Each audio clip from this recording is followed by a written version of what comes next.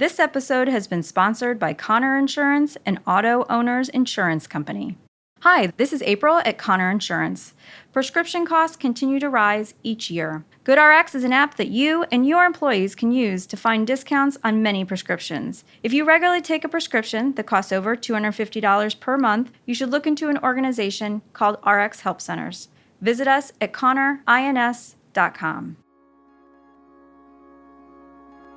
Shepherd has been serving the children of Indianapolis and helping families for 34 years. We work to break the cycle of poverty on the Near East Side of Indianapolis because we love the children in our neighborhood. We are privileged to watch our neighbors grow physically, emotionally, spiritually, and academically through the relationships we build every day. Partnered with Shepherd by donating $34 to celebrate 34 years. Visit shepherdcommunity.org/BLF to join us.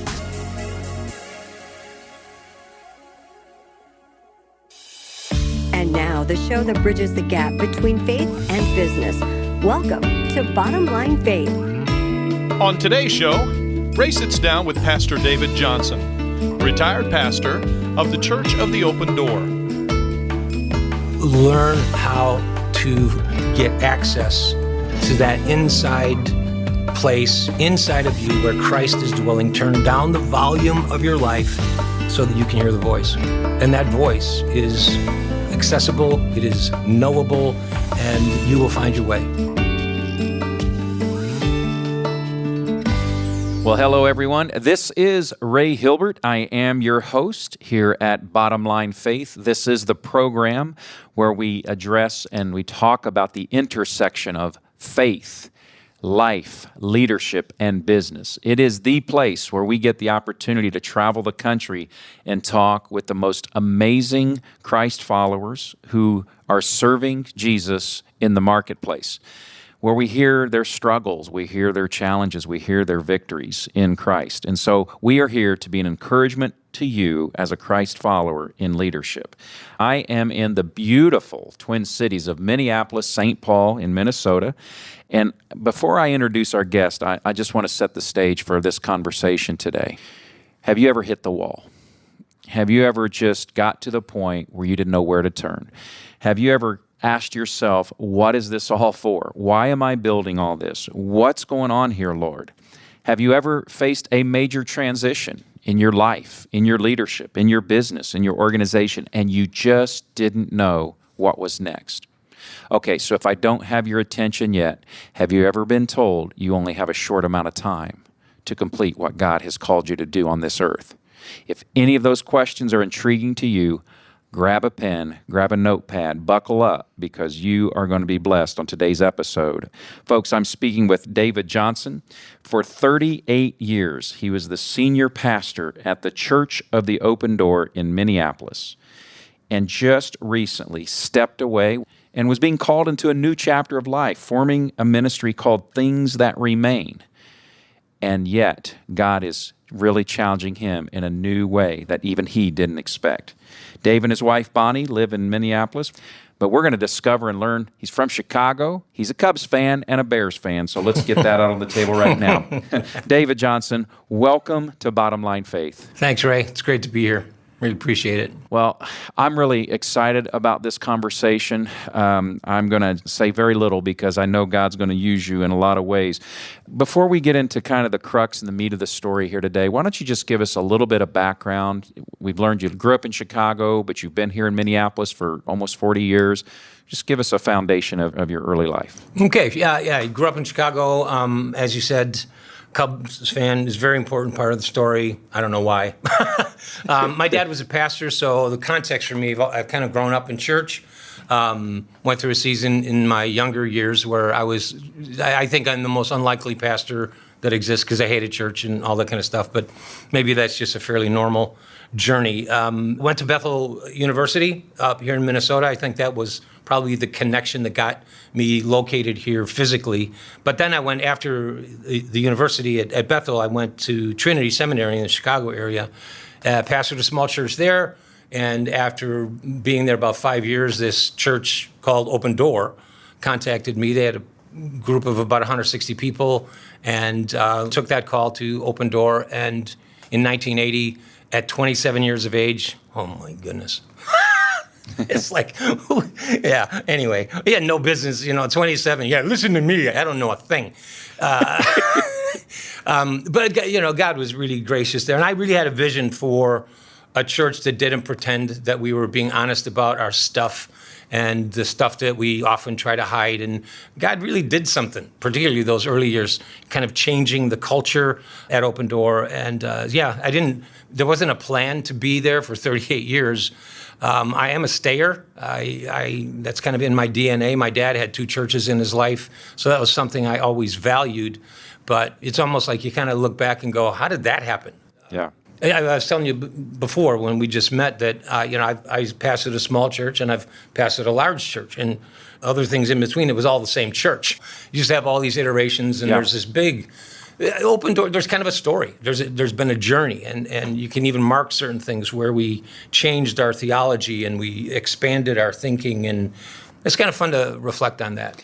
So tell us about the process. What led you to come to the point of saying after 38 years, it might be time to move on? Tell us a little bit about that journey. It's multi-layered. It wasn't just one thing. I think for a few years now, I actually felt like God was speaking to me about 5 years ago when we actually thought we had on staff the next person. And I felt like I was kind of living in the story of Abraham where God was calling him to a land he didn't know.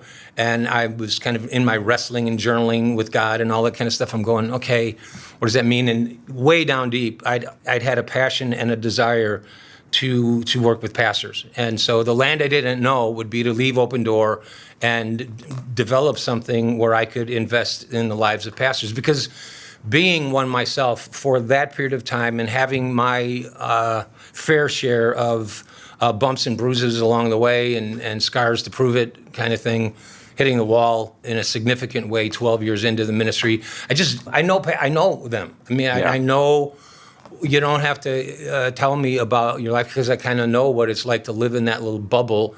And I just had this desire to help in some way. But that all shifted. The guy we thought was going to be the guy, God really did call him a different direction. And he started his own church, and that's all great. And we're very good friends. I love the guy like crazy.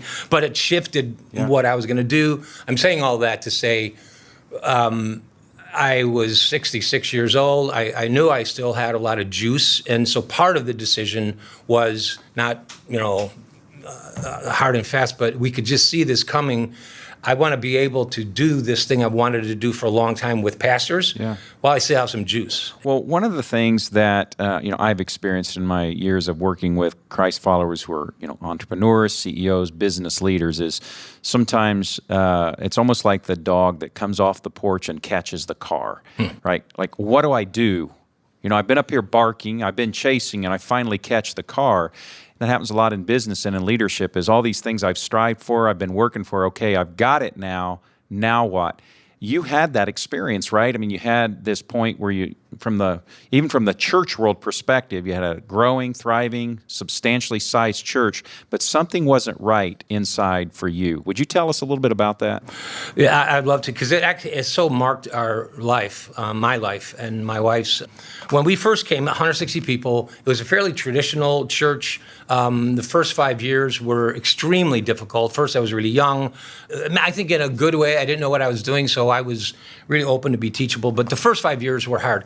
Easiest way to explain that was that the leadership weren't on the same page. So it took 5 years to kind of work through that. 5 years in, I just looked around and wow, there's something that's happened here, because all the elders, the leaders with me, all had the same heart. We were moving in the same direction, making it probably sound more simple than it is. And I'm sure there's parallels to this in business, but we were on the same page and it exploded. So all of a sudden we have too many people for this building that seated about 300 people, and we rented a school, and which is weird. Usually you start your church in a school and then you get a building. But yeah, it grew really quickly, explosively. The ministry DNA was really about disenfranchised people. The testimony we heard most was, I feel born again. Having grown up in church, I mean, I've heard the gospel my whole life, but it didn't always sound like good news. I remember being yelled at, you need to share your faith, you need to share the gospel. And, like, okay, why are you yelling at me to go the good news? And I'm 12 years old, And I'm not a theologian, but I know about good news. Like the Cubs win, you can't shut me up. It made me wonder if this good news that they're yelling at us to tell everybody about, wasn't that good? Well, I have discovered its goodness and the grace of God. There was something even in the season of where we were as a culture. I don't know, that this message of God's grace just connected with people in a pretty significant way. Being honest about whatever is in your life, quit pretending. It was fascinating. This thing really affected our DNA. Blessed are those who mourn. The word mourning, there's penthos. It doesn't mean walk around being sad. Blessed are the bummed. Mourning is an actual Greek word that means to externally express what's internally going on. So if you're sad but you look happy, you're not mourning. And I just grew up in a church system, and this is what touched the nerve, because I think a lot of people did, where we never talked about what was really going on. We had this external veneer that looked as good as we could possibly look, and when people were given permission to get out here, if it was sadness or lust or anger, get out here, what's in here, you keep it inside, you get to keep it. It isn't going to go away, and it will grow. And so the message of grace was not, sometimes, in fact, people in our church, in my church even, there were times you could tell that they were that grace was so amazing and God's love was so unconditional that obedience didn't matter. No, grace is not the mattress at the bottom of the cliff that if you jump off a cliff and do some stupid thing, you're not going to get hurt. If you have adultery, is there grace for that? Absolutely. But you might lose your wife. And if you rob a bank, is there grace for that? Absolutely, but you're going to jail like that. But what the grace message did for people, and many people at the time, was say, I don't have to be afraid of what's really in there. So if I am angry, I'm not going to pretend I'm not. I'm not going to blow up on you, but I'm going to talk about this thing and ask God to come into that. And that just had there was something catalytic in those earlier days. And I felt like we had more people every week. We went through this season where we even would go, I think it's only being limited by how big the room is. I may sound arrogant, but there was that season. Yeah. But it was in that season. Lots of really good things were happening, a lot of notoriety, a lot of attention. Anybody from the outside looking in would go, wow, they're doing great. But that's when I realized, we're not all doing that great. One of the stories I tell about that, it was a Christmas right around this time, and I had taken a week off after Christmas just to kind of chill. And on Thursday, my wife comes to me and says, Dave, you're on vacation. Why are you so crabby? And the first thing that dawned on me was, you're right, I am. I'm crabby. What is this? And then, so I just kind of backed up and got with God a bit. And what dawned on me was, when I took a few days off, it was like I slowed down enough to actually feel how much I hated my life. Wow. That I was living so out of control. But as long as I kept going, 100 miles an hour, you almost don't notice it. But then I stopped and I went, something's really wrong. And one of the things that I noticed the most, that kind of bubbled to the top, was this anger thing. In that season, I kind of did hit the wall. I emotionally unraveled. The thought of getting back up in the pulpit came to a point where it terrified me, which is bizarre. I mean, that's not a good thing if you're a preacher, because you got to preach Sunday, and if that terrifies you, then something's up. It's a little flag. Yeah, right. It's a little flag.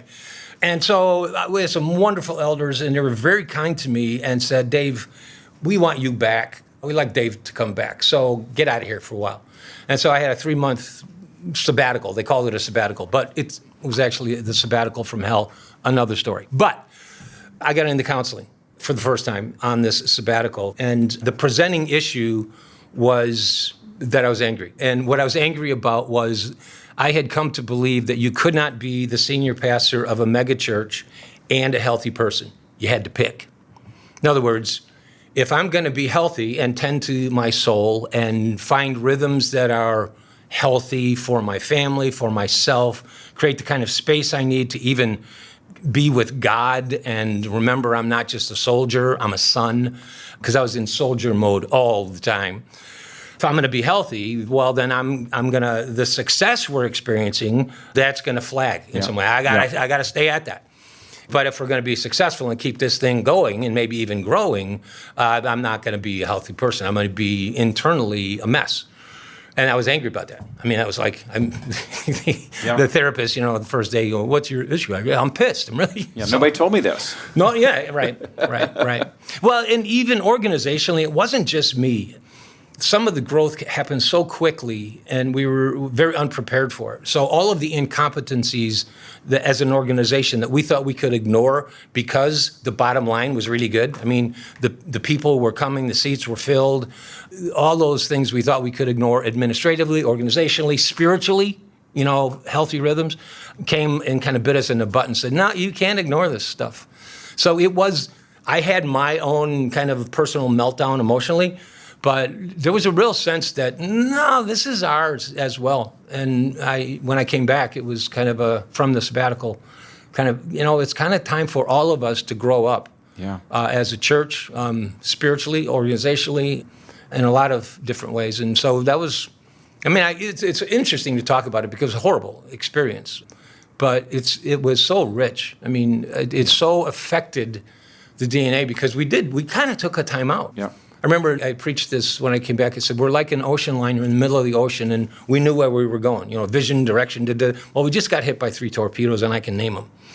One was adultery in the staff. There were some very disillusioning things. And so when you get hit with 3 torpedoes, you're not, I don't care where we're going, are we going to survive? Yeah. We have some holes to patch. And so it was really difficult, wonderful. Because I'm saying this now, and it was so many years ago, but I'm kind of proud of us. Yeah, you got through it. And then we paused. We said, okay, wait. Let's slow this thing down. Well, as I'm listening to that, there's the passage in Scripture that talks about that love covers a multitude of sins. And quite often in business, sales or profits also covers a multitude of sins. You just really gave us the analogy that in ministry, the people showing up and the fruit and the excitement and the stories and the testimonies, that was like the sales. That was those are the ROIs within the ministry, right? And yet you knew there were some fundamental underlying things that were not right that needed to be changed. And so your company may be doing great. Your profits may be strong. Your sales may be through the roof. But what we're hearing is it's important to take a step back and make sure that the underlying foundational principles of developing your people, serving them, loving them, that's what you need to be paying attention to as a leader right now. So you hit the wall, but you got in counseling, you found out what you were angry about, you had this great thriving organization and ministry, and yet I loved what you said here, and I wrote this down, that I was wrestling with, at least I thought I couldn't be both a successful pastor and a healthy person. I had to pick. Yeah. What did you pick? As best I knew how, health. I remember I'd get all teary about it because I would go, I want to love my wife. I want to know my wife. I want to know my kids. What's weird is that you can want all that stuff. I don't know anybody who doesn't want that stuff. But I didn't at the time have the skills or even the encouragement for someone to talk to me about Sabbath, about rhythms of work and rest. And mostly for me, though, and I bet this does apply to business guys out there, listen, eventually I had to face down, okay, Dave, what's really driving this? Mm-hmm. Your inability to stop, to attend to the condition of your soul, to attend to, give really good energy to the things you actually do care the most about. And that's an incredibly important journey. I don't know if I began that journey when everybody does, but I was about 39 years old. So that's your midlife place where you start going, wait, kind of thing. And the language we have around it now is the false self. The ways I'm doing things and driving, and it's not just because, okay, as a pastor, it's because I love God. Well, I do love God. But that's not always why I'm going out of control, crazy, busy, can't say no. I need you to like me, maybe. There's something in my identity that is somehow being wrapped up in how this thing is doing. And man, I'm just telling you, Yeah, I don't know if that word false self connects for people, but when I talk to pastors and leaders, I like to unpack what we mean by that. And then the horror of what if your church hired your false self? The performing, not the real you. I'm sure if you're out there really hearing this, you're getting nervous as I say that, because those are scary things. I've tasted this when I was in high school. I was playing football, and my two sisters were brilliant. They got straight A's. They were musicians. I was not brilliant, and I couldn't play, but I could hit. So football was perfect for me. But I remember as a junior in high school, it dawning on me, because I'm just going crazy. I'm working out till I puke. I'm going, blah, blah, blah, blah, blah. Why am I doing this? Well, it was the love of the game. Yeah, I did love the game. But it was an identity quest. I was terrified of not being a starter. Terrified. Like, I'm going to work harder than you. Why? Because I love the game. No, this was an identity quest. And that goes into business, that goes into ministry. And so just facing some of that stuff down was really good and hard work. It's one of the things I talked to you earlier about, the center formation that we have at our church, and it's a 2-year thing. And one of the major retreats is talking about what are those false self strategies that we have. And I just think at some point, some of those things are going to have to be wrestled down and stuff like that. Well, what I'm hearing here is we have to learn how to let go.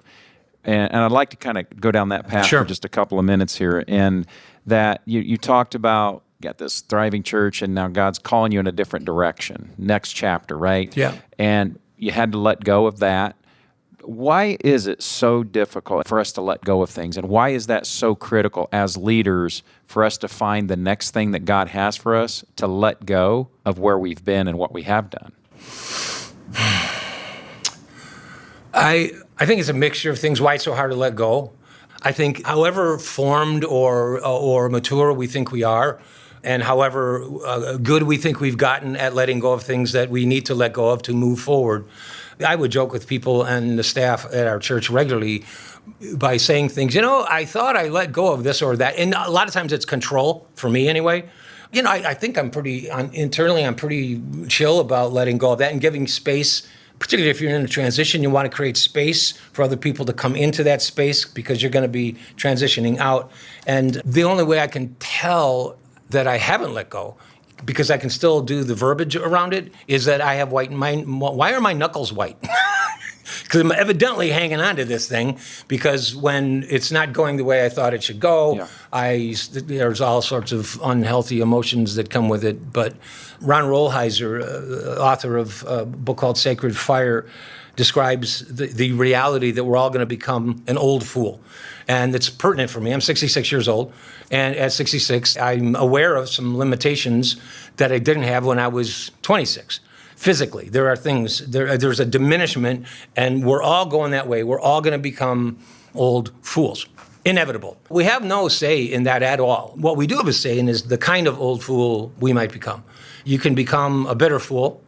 You can become a pathetic fool. I like that one. The pathetic fool is the guy or gal who is 66 years old, and in an attempt to reclaim what they kind of used to have, they buy the red sports car, they divorce their wife at 66 and marry a 46-year-old. But you know the type. Yes. You know the type. They can't let go. Everybody around them is going, I wish they'd get out of here, but they just can't let it go. That's the pathetic fool.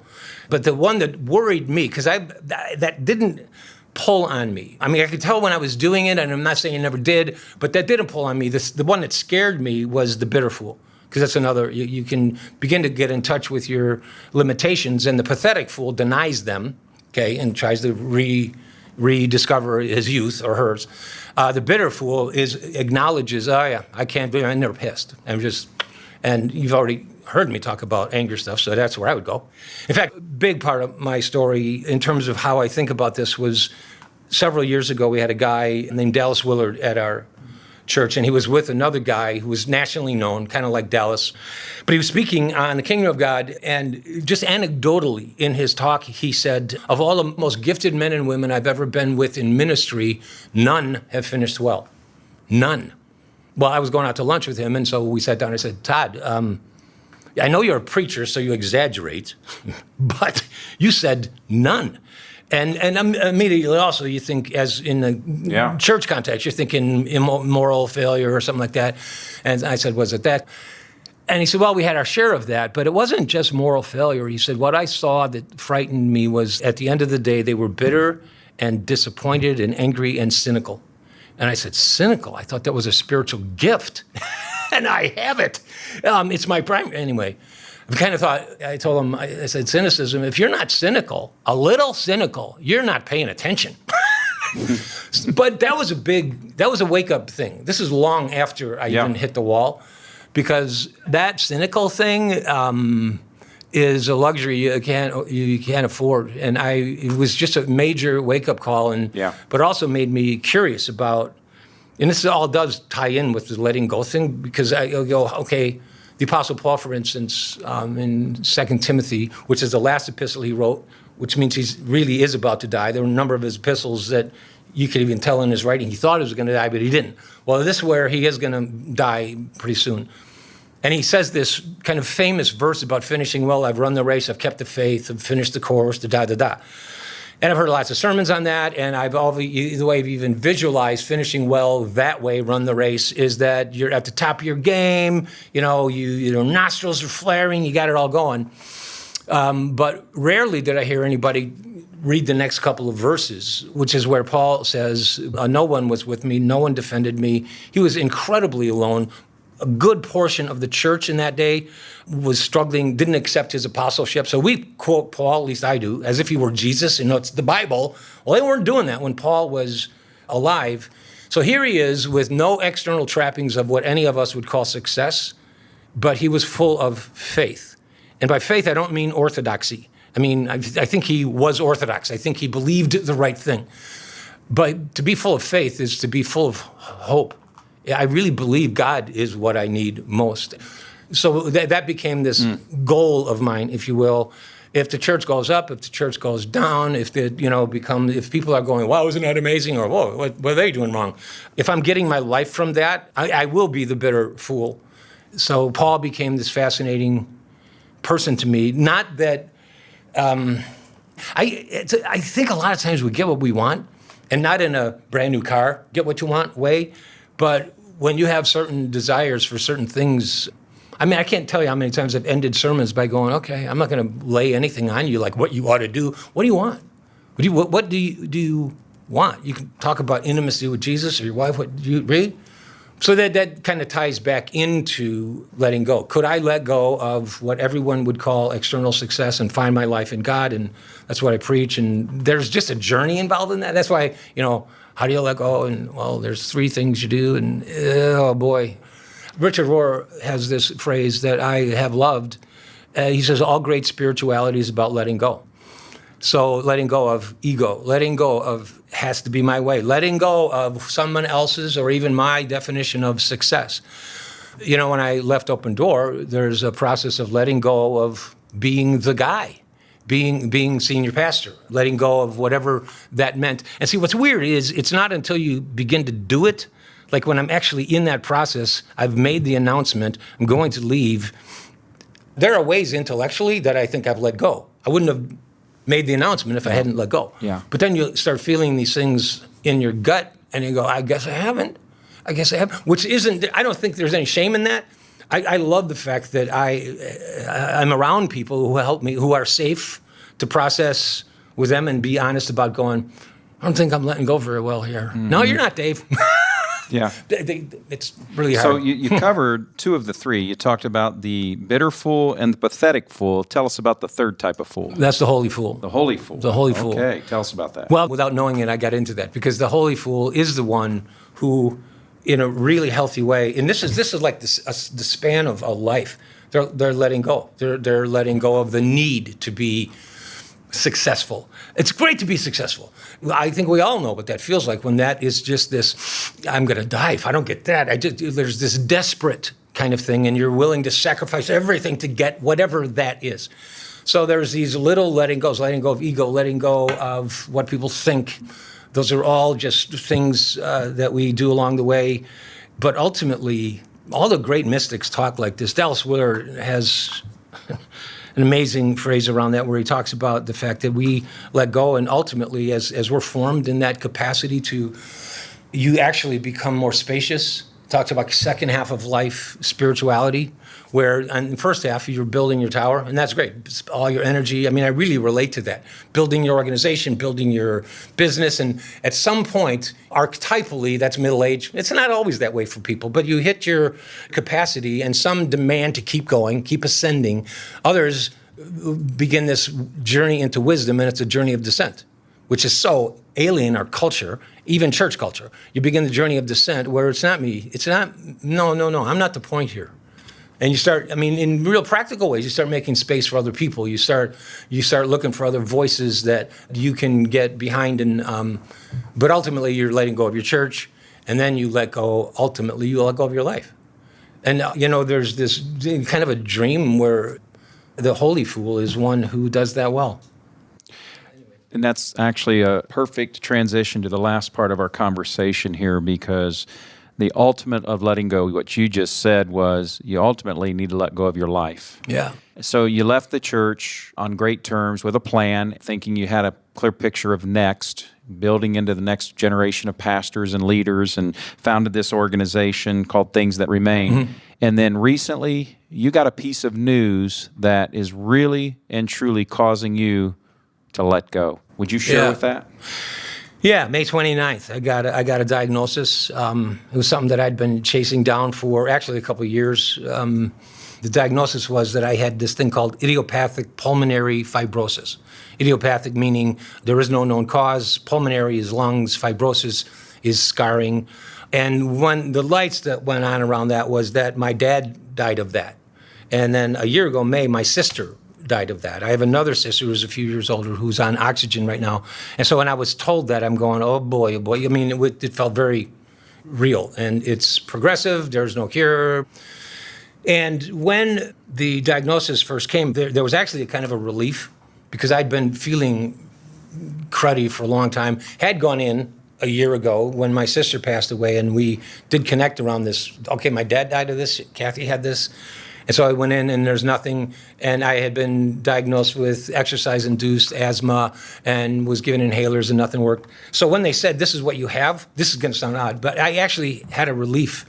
I was ready for them to say, it's nothing, and inside I'm going, no, it's not nothing, it's something. Well, they told me there's something.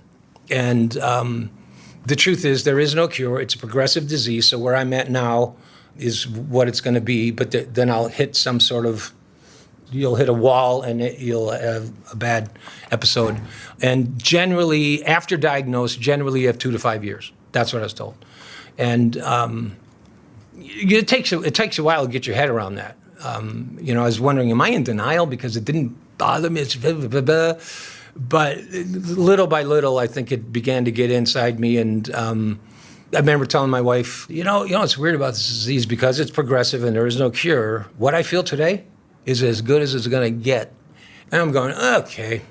I've gone into a few pits around the whole thing, just going, oh, man. And then having to, the day it was diagnosed, the week prior to that, a friend of mine from California who I've known for years, who's about my age, and we've done some things together ministry-wise, had come into town, and we spent 10 days dreaming and planning about this partnership that we were going to do together. So this thing that we were going to do with pastors, in a year, he was going to leave his job, and we were going to do this thing for pastors, set up this 2-year experience and stuff like that. And really exciting. And he brings things that I don't have, and I bring things that he doesn't have. And we were just talking about, he said to me, Dave, with what I bring and you bring and the connections you have, the footprint of what we'll be able to do it's pretty unique. And so there's a lot of excitement. But this diagnosis kind of made me step back with my advisory team and my wife. And the question was, do we go full speed ahead, or is this a game changer? And partly because of how, not just the diagnosis, but how I actually felt physically. I knew that it was worse now than it was a year ago. So it was one of the really hard things to do was call my buddy Kent and say, we're going to do things together, but this big thing, we just need to put a time out on that. And so there it is again, the letting go. And I'm in the, I'd love to say, I've done that now. I'm done that. I just think that stuff is such a process. I think there's ways in which I've let go of certain things, and you accept what's real. But I'm actually in the middle of this. Thank you for sharing that. And you've got the ultimate challenge of letting go that you just described for us. You have hope in that you know where your hope lies. So how could you encourage, what words could you say now to encourage that person who's listening to this conversation? How do they learn to let go, whatever it may be? Whatever it may be. You know, the first thing that came to my mind when you were saying that was what I would want to say to that person. I want you to know it's okay to be human. Okay, let's say we all agree letting go is what we need to do in a variety of ways to become more expansive, to grow, especially in the second half of life. But in the struggle of learning how to do that, I would want to just say, first of all, and maybe I'm saying this to me, it's okay to be human. It's okay to be disappointed, and even with yourself. Don't go into some big denial about like you're better than you are or you're more put together than you are. The other thing I would say, let's say you're past that. No, I'm not in denial anymore. I'm a mess, and get some help. I just don't think that most of the knots that get tied in our psyche, in our psychology, and what's driving, I don't think we can do that by ourselves. When I think of good therapists, they untie knots. They're not fixing your problems, but having some. So I really would encourage people, business people, men, women, when those kinds of things are puzzling you, and behavior maybe, that just to get some help, and they're not going to fix you, but good counsel. It's the kind of person who unties knots for you, and I've experienced that, and I like to think we do that for each other as well in community, absolutely. and so we desperately need. And this, I don't know what it's like in the business world relative to this. I always think there's some of the same pressure to look. You have the image of success. Oh, I guarantee it. Yeah. Okay, there you go. Well, in the church, it's huge too. We need to look more spiritual than we are. We need to be. I'm the pastor, so I'm supposed to be the one who's telling you how to do it. Well, I don't know how to do it. Holy moly. Like, it's a matter of life and death to me as a human being that I have people I can be honest with about what's going on with, to mourn, to get out here, what's actually going on in here. You got to be careful about that and wise, because you don't do that with everybody. But I just love that, though. You got to give yourself permission to be human and imperfect and broken, and transparency and community and all those things. Can I say one thing about that? Yeah. 27 years old when I got to Open Door. Remember I said earlier, I go, who are you to be? And what saved me, the picture I got, I still have it. It's what the Apostle Paul in Philippians 2 or 3, it's that famous place he goes, that I may know him and the powers of resurrection, the fellowship of the sufferings. These were his passions. And then he says, not that I've arrived. I have not arrived. I have not obtained the very things I just said I want. But I press on. And so at 27 years old, who are you to stand in front of everybody as if you know, no, I have not arrived. But I will, in front of everybody, my job is to grow.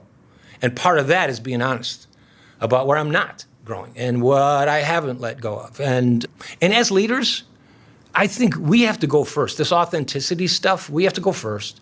But when we do, I think it has the potential to create a culture where at Open Door we joke, when you, and it's not a joke, but when you tell us and you come out here with what's really going on here and you tell us the thing you were scared to death to tell anybody because there's so much shame connected to it, around here your stock goes up, not down. Yeah. Because you told the truth. And that's where healing comes, and that's where the grace of God can really bring transformation, and I've just seen it over and over. So, David, we've heard about hitting the wall. We've heard about transition. We've heard about finding authenticity, letting go, and those sorts of things. So as we wind down our conversation, the last question I ask every guest, I call this our 423 question, based out of Proverbs 4:23, where Solomon says, above all else, guard your heart, for from it flows all of life. So if you have the chance, or as you have a chance, to pass along that one piece of advice, the one thing that you want to leave behind to your family, your friends, your loved ones, and now to our listeners here at Bottom Line Faith, fill in the blank for us today. Above all else. I agree with Solomon. Guard your heart. But the way I would say it is, the mystics talk about the fact that inside of us is where the life of God is. Jesus, when he taught the disciples to pray, said, when you pray, go to your inner room. It's not a room in your house. It's the inner part of you where Christ by his Spirit lives. And my word would be, learn how to get access to that inside place, inside of you where Christ is dwelling. Turn down the volume of your life so that you can hear the voice. And that voice is accessible, it is knowable, and you will find your way. David Johnson, wow. Thank you for just sharing your life, your story, and your journey. While in vocational ministry for 30 plus, almost 40 years, everything you've talked about with us today has been extremely applicable to every Christ follower who's in leadership and in business. So I thank you for your story and your transparency, and we will be praying as you've got this tough road ahead of you. Thanks, man. Well, folks, another episode of Bottom Line Faith, where we have been speaking with David Johnson, who has shared with us this amazing story, this amazing journey of 4 decades in vocational ministry, but also about hitting the wall and transition and letting go, and is in this major literal battle for his life, and he holds his hope in Christ Jesus. And friends, that's what we're about here at Bottom Line Faith, is giving you those words of encouragement as a Christ follower in leadership and business and in the marketplace, is holding on to that hope that is Jesus Christ, that's giving you that direction, giving you that purpose. We're just here to encourage you, and we hope today that the conversation with David Johnson has done just that. Well, listen, if you are a Christ follower in business and you're looking for Christian community with other Christ followers in business, please check out our website at truthatwork.org. That's truthatwork.org. Click on the Roundtable tab there, and you can learn about the community of Christians in business all across the country that are part of our Roundtable program. Until next time, I am your host here at Bottom Line Faith, Ray Hilbert, encouraging you to live out your faith every day in the marketplace. God bless, and we'll see you next time. Bottom Line Faith is brought to you by Truth at Work. If you'd like to hear about new episodes or listen to past episodes, visit us online at bottomlinefaith.org. You can also subscribe to the show through Google Play and iTunes.